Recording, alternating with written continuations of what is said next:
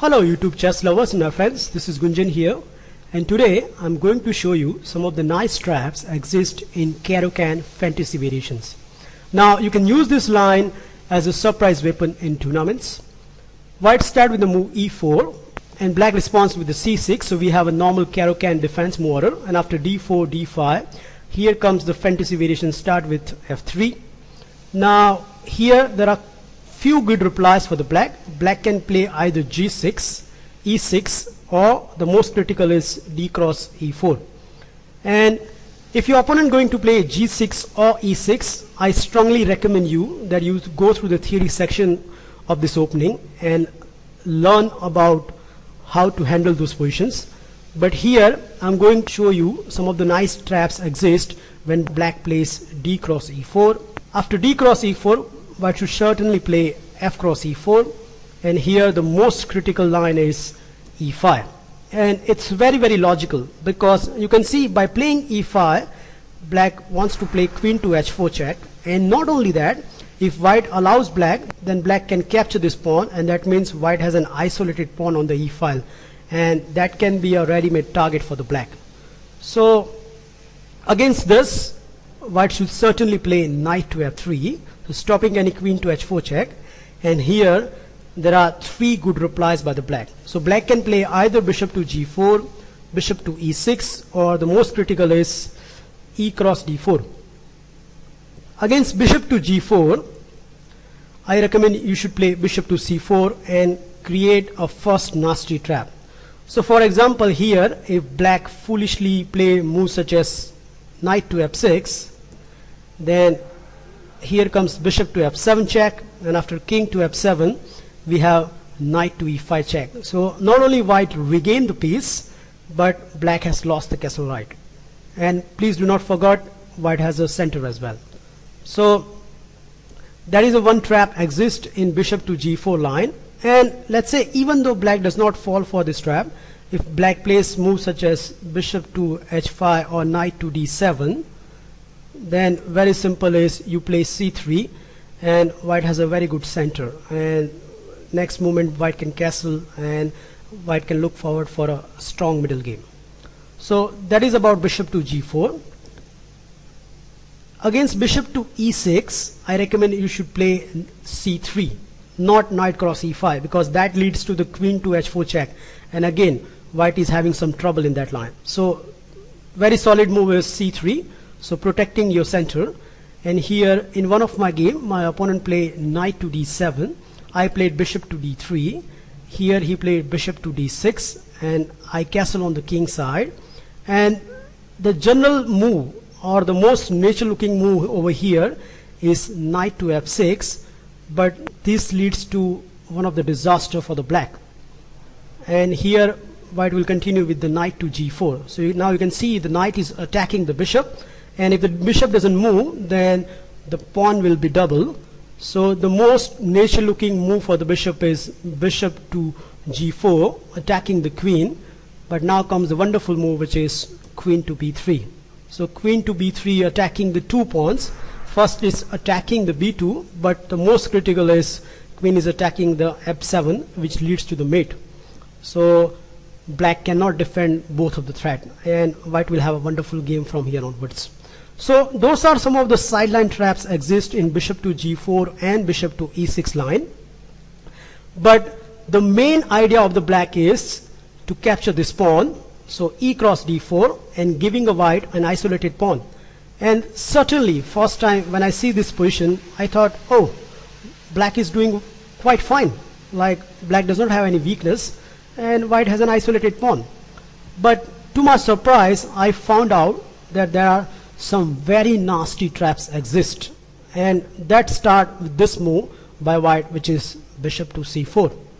Now you can see the bishop to c4 has a first merit. It is looking at this f7 pawn, and here there are plenty of chance that black can go wrong. So here I try to cover as many as line. So let's deal each by turn. So we'll start with the worst one to the very good one. So first disaster move black can play is this move, which is bishop to b4, and this was the case in one of my game. My opponent played bishop to b4.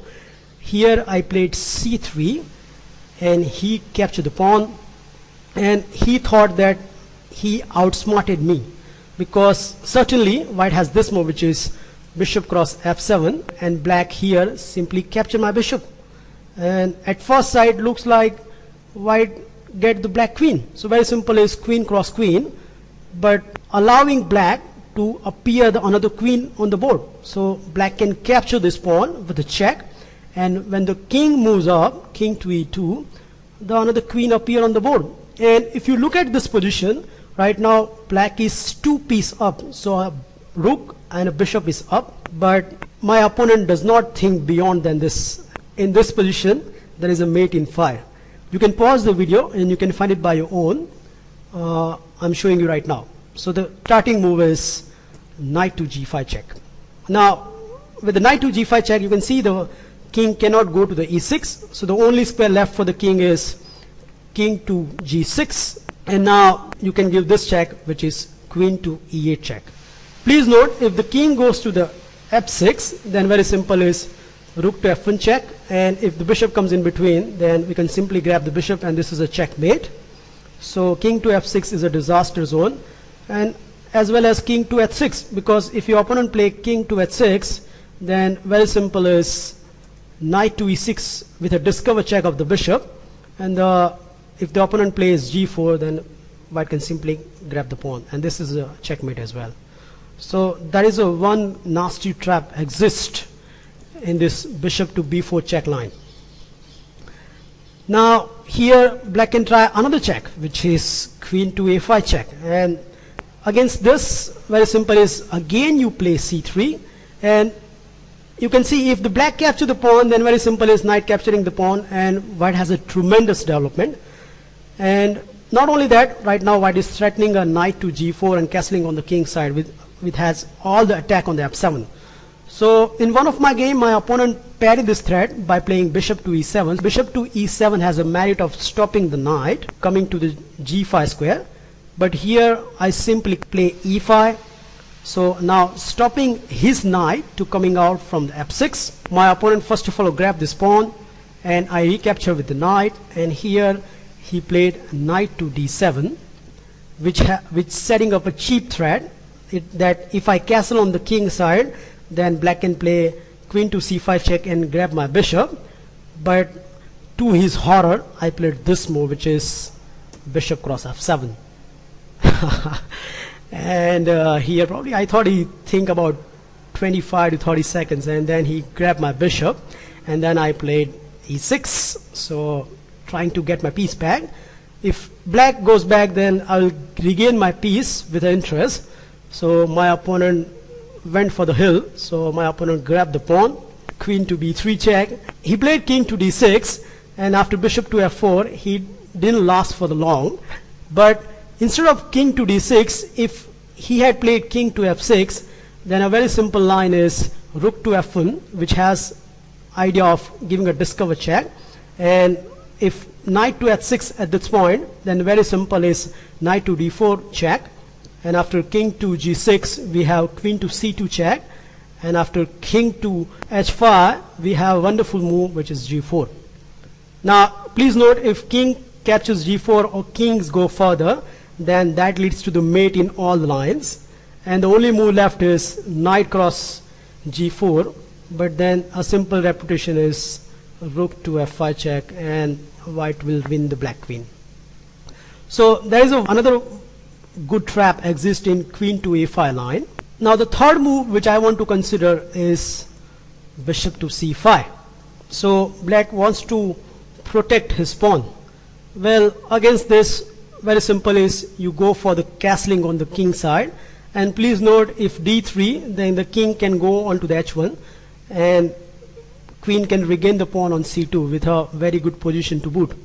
So in one of my game, my opponent played knight to f6, attacking the pawn, and I simply played knight to g5, so attacking the f7, and here my opponent castled on the king side. But the very simple repetition is e5, attacking the knight. So my opponent played knight to d5, blocking the diagonal, but then he has to face this move, which is queen to h5. and there are so many threats over here. You can see these three pieces are attacking the f7, and not only that, right now black is threatening a capture on the h7 with a checkmate, and this is a very wonderful position for the white. So that is about bishop to c5. There is another move black can play over here, which is bishop to e6, and here white should certainly grab that bishop, and after f cross e6 white should play castling on the king side, and there are nasty traps are looming over here. So for example, if your opponent carelessly play a move such as knight to d7, then he has to face this move, which is knight to g5, and now you can see the knight to f7 is looming, and the only way to stop is knight to f6, but then very simple is knight cross e6, and after queen to b6 we can play bishop to f4. In one of my game, my opponent stopped knight to g5 by bishop to e7, but now I simply played knight cross d4, so now I'm attacking the e6, so black has to defend that pawn somehow. Then most logical is queen to d7, but after this white can play this move, which is queen to h5. So please note, if g6 occurred, then very simple is queen to e5, white will gain 2 pieces for a rook. So in this game my opponent played king to d8, and here I played bishop to e3, and he played c5, and now I played a very good move, which is rook to d1, because I exploit the fact that his queen and a king are in a line. So here, after long thinking, my opponent played this move, which is c cross d4, and after rook cross d4 he played bishop to e6, so giving back a piece, because of course white will play e5, but here my opponent goes for this line, which is knight to f6, and I played e cross f6, and after knight e6, which has a merit of attacking my rook can simply go back to the d2. Further game goes like this: my opponent plays knight e5, and I played f cross g7, rook to g8, and I played knight to c3, and after king c7 I double my rook on the d file. The only way to stop me to capturing that bishop, my opponent decided to play this move, which is knight to c4. He completely overlooked this one, which is knight to b5 check. After king to b8 I simply grab the bishop, and after knight takes rook we have a queen to e5. So that is about bishop to e6, and let's look at the last trap, the more natural response, and I give you a guarantee that will be occurred in your game. The most logical reply over here is bishop to e7, which has a very good idea of stopping knight to g5. Here white should castle on the king side. Please note, do not play knight to e5, because knight to e5 leads to disaster after queen to a5 check, and the knight is a goner. So that's why knight to e5 is not possible. So white should certainly castle over here on the king side, and most natural looking move over here is knight to f6. And I thought that black is doing very fine over here, but you won't believe there are good traps exist in this line. So here white should play this cunning move, which is knight to g5, attacking the f7. And now here, if black foolishly castle on the king side, then white has a very wonderful reply, starting with knight cross f7, and the usual line continues with the rook cross f7, bishop cross f7, and after king cross f7 white has this move, which is e5, and after king to g8, e cross f6, bishop cross f6, if you check the position, white is an exchange up. So those are some of the nice traps exist in this fantasy variation. You should certainly try out this line. You never know, one of your opponent may fall into these wonderful traps. I hope you enjoy and learn my 11th trap video. Please feel free to comment on my video, and I'll meet you soon. Bye.